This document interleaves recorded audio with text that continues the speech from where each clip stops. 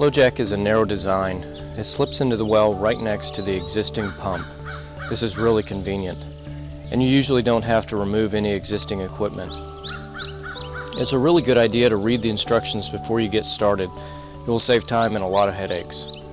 The main tools are PVC cleaner, primer, and a medium-bodied PVC cement. These are available at any hardware store or home center. I'd also recommend a clean disposable rag for glue cleanup. You also need a tape measure for determining the depth to the static water level so that you can assemble your pump to the ideal length. You also need a 9/16 inch wrench for the hanging bracket. The Flojak comes with 60 feet of 550-pound paracord. You'll need additional rope for lowering deeper than 50 feet. I always use coated rubber grip gloves for lowering the system into the well, plus a couple of friends to help when lowering the pump into the well. If there's already an electric pump in the well, be sure the electricity is turned off. Before you start, poke a flared end of the large pipe into your well to make sure you have a 2-inch or better clearance for installing your Flojak. The most critical part of assembly is ensuring clean, well-primed, and well-glued joints. These need to be left undisturbed for at least 24 hours. A proper glue joint with the right glue will never come apart.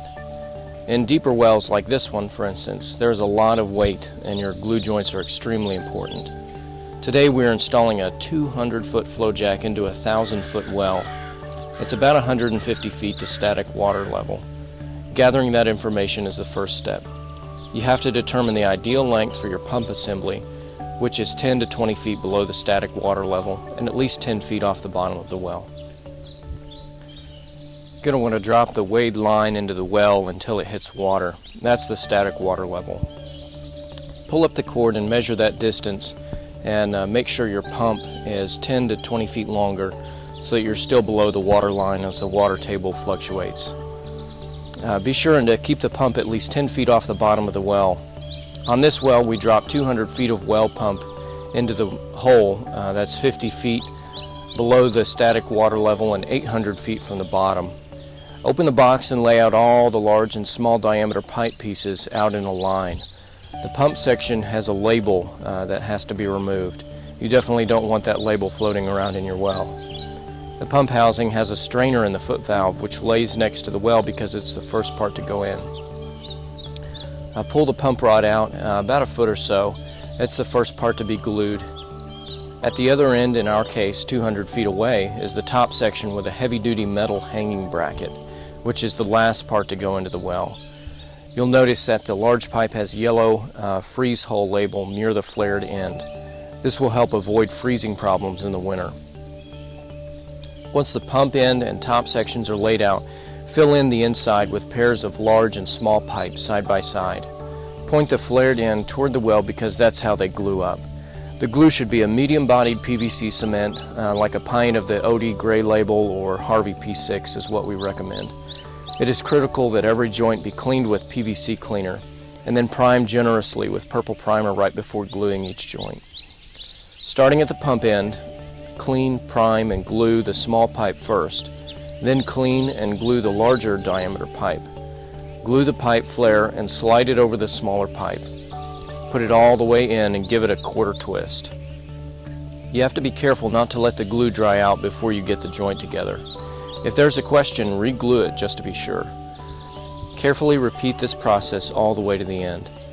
With a 50-foot pump, there are 18 glue joints, 9 joints each on the large and small diameter pipes.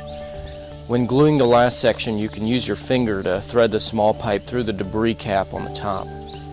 After the pipe is glued, pull the small pipe out 6 or 8 inches and give it a turn to break any internal glue drips that might have accumulated before the glue hardens. The pump handle is easy to assemble. Clean, prime, and glue the parts together and then glue the handle assembly onto the extended 3/4 inch pump rod. Give your Flojak 24 hours for the joints to set up and you are ready to install it. Lowering the pump into the well is fairly easy. This one was a little more difficult because it weighed about 110 pounds. We rigged up a way to use the 550-pound paracord to help offset some of the weight as we lowered it. you should think about doing that too.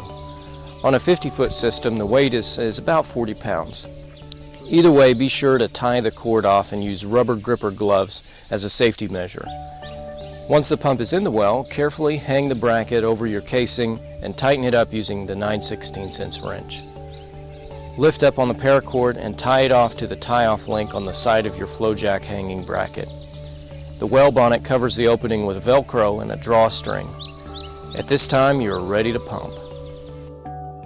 First, make sure the valve handle is open or vertical.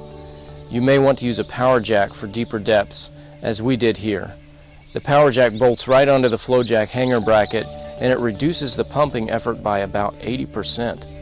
When you are finished pumping, turn the valve handle to off or the horizontal position to help keep your prime in the well or in your hose if you are pumping uphill or into the house.